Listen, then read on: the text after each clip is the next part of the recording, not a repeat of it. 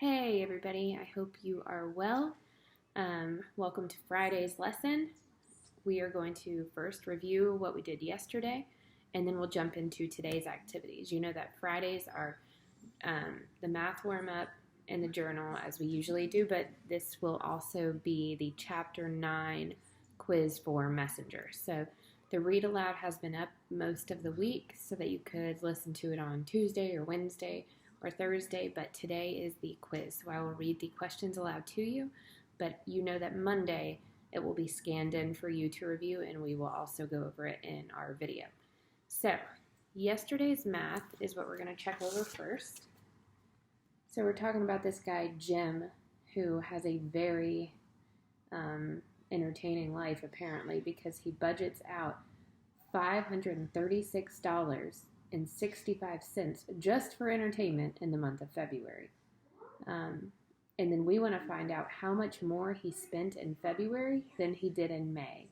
So what we'll do is take February's total spending, which is $536.65, and then we subtract what he spent in May, which is $498.58. So it's over $1,000 just on fun things he's doing. So Jim is quite lucky.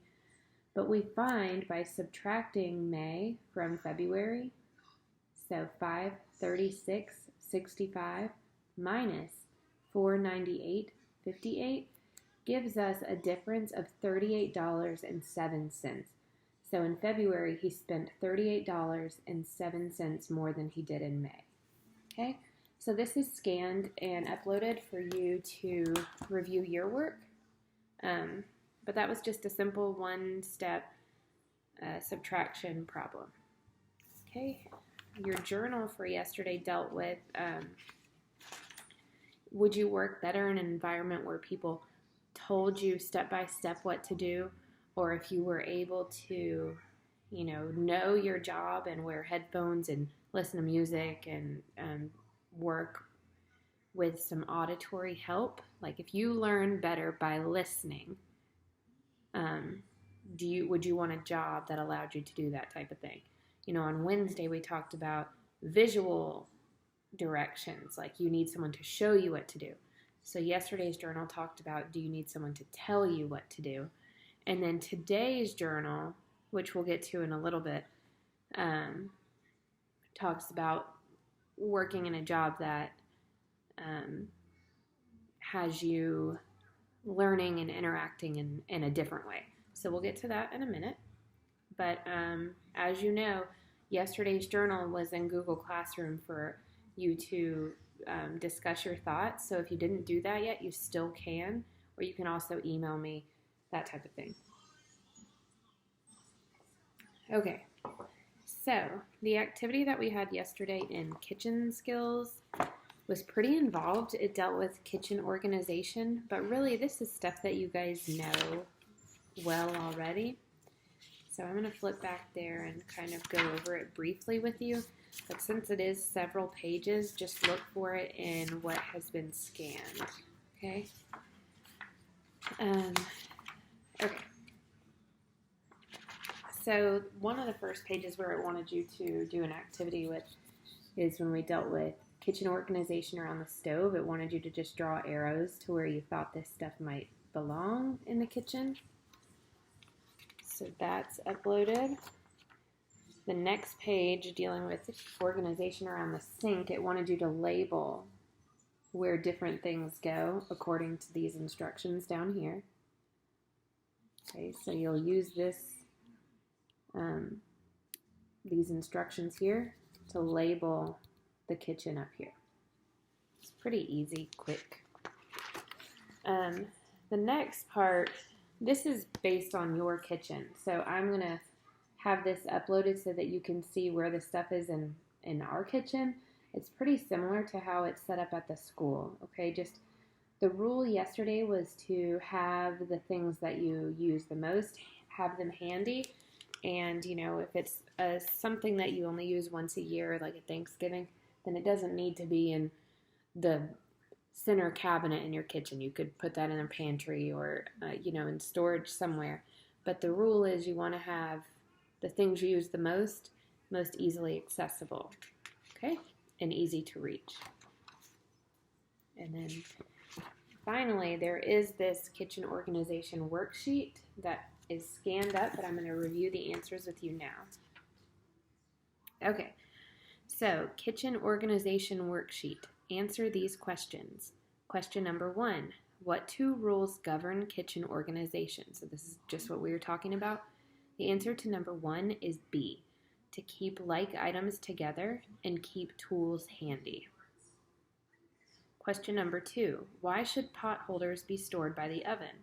The answer is C, so that they are within easy reach of the oven. So if you're opening the oven, you don't run across the room to get some oven mitts, pot holders, whatever.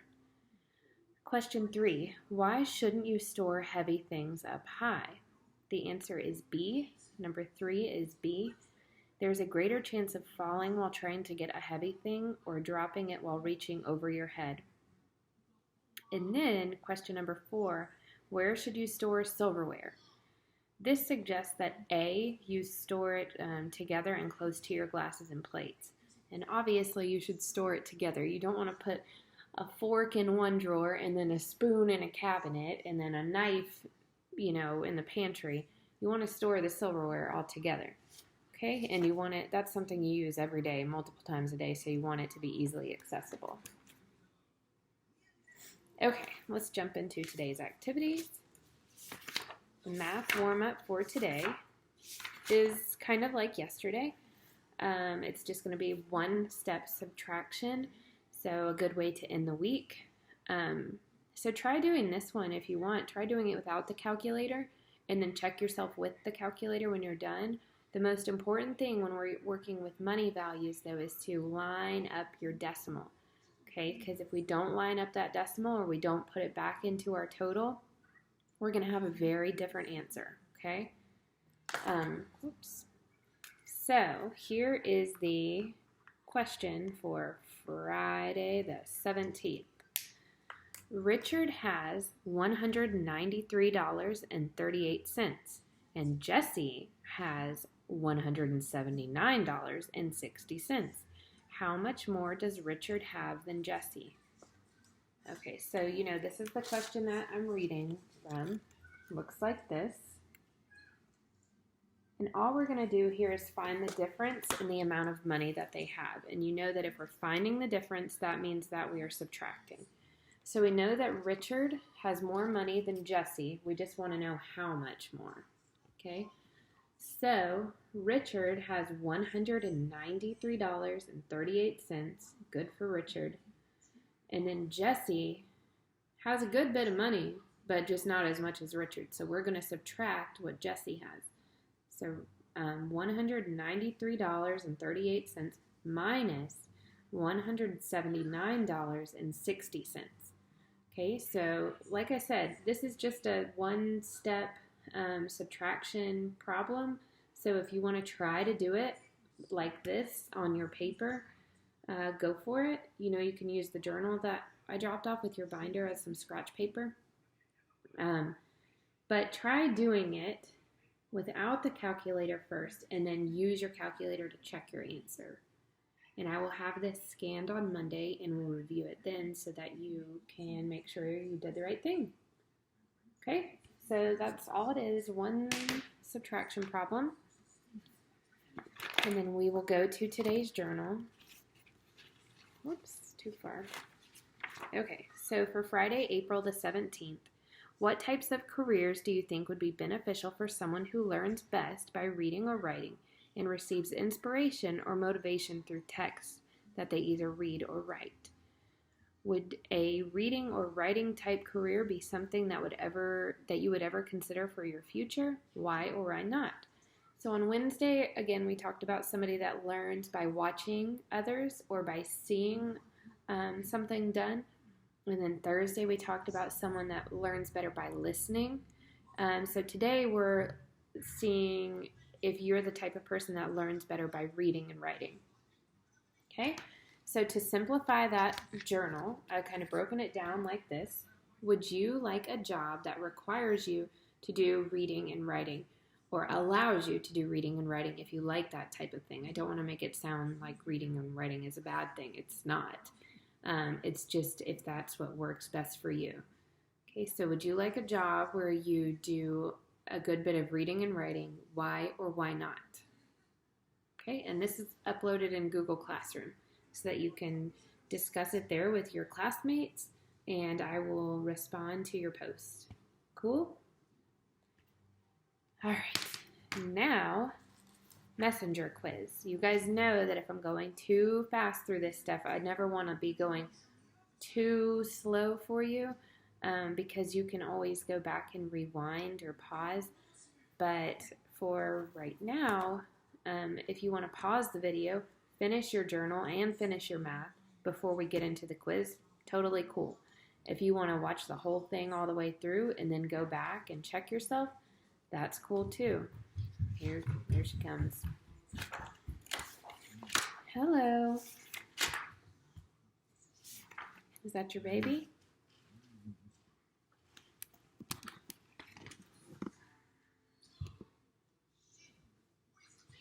Say good morning. You need help? You gonna help me? Get ready for your quiz. Okay, I had to start this video over. Amy was coloring all over everything and wanted to be quite involved in this quiz. So, here we go. We're gonna start Chapter 9 quiz now. Question number 1, Maddie was on his way to the market for blank when he ran into the woman. So remember he was talking to that woman that was new to the village. So when he ran into her, what was he going to get? Was it A, bread, B, fruit, C, vegetables, or D, water? And that answer can be found on page 86. Question number 2, in talking to the woman, Maddie calls Seer blank. So he's telling this woman about Seer, and what does he call him? A, Tom, B, his friend, C, his father, or D, his uncle? And that answer is found on page 87. Question number 3. The woman's son is named blank. Is his name A, Raymond, B, Jonas, C, Vladik, or D, Roger? And that answer is also found on page 87. Question number 4. The woman thinks she should blank to be with her little ones. Should she A, stay there at village, B, return home, C, win the race, or D, leave home? That answer is found on page 88 of Messenger. Question 5. Maddie cannot vote at the meeting because he does not have blank. A, citizenship, B, you're scared of Lily. She is not a morning person, guys. So I'm just going to hold her. So Maddie cannot vote at the meeting because he does not have A, citizenship, B, his true name, C, permission, or D, a pencil. That answer is found on page 89. Question number 6. Maddie buys bread from blank. Does he buy it from A, Raymond, B, Jean, C, Leader, or D, Macduff?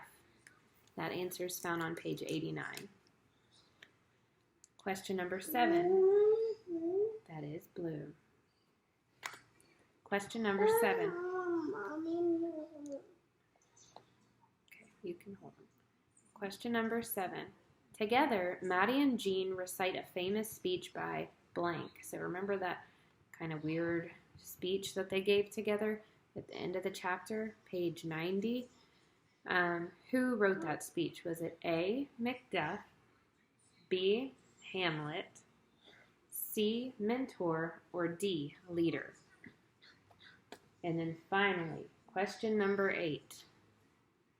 As he talks to Jean, Maddie feels a sense of blank. So how does he feel How does he feel at the end of this chapter? Page 91. Does he feel a sense of doom? Does he feel a sense of happiness? Does he feel a sense of lightness? Or D, a sense of wonder? Okay, we've made it through. Remember, question 8 you find on page 91. There you are, Amy, on the screen. Is that what you wanted? Yes. Yes. Are you happy? Whoa! Look, I made it. You made that? Yes. Oh, good job taking the messenger quiz. Can you say bye to everybody? Bye. Bye. Say have a good weekend. Mm. All right, Grouch. Say bye-bye. Love you. Bye-bye. Love you. Bye you.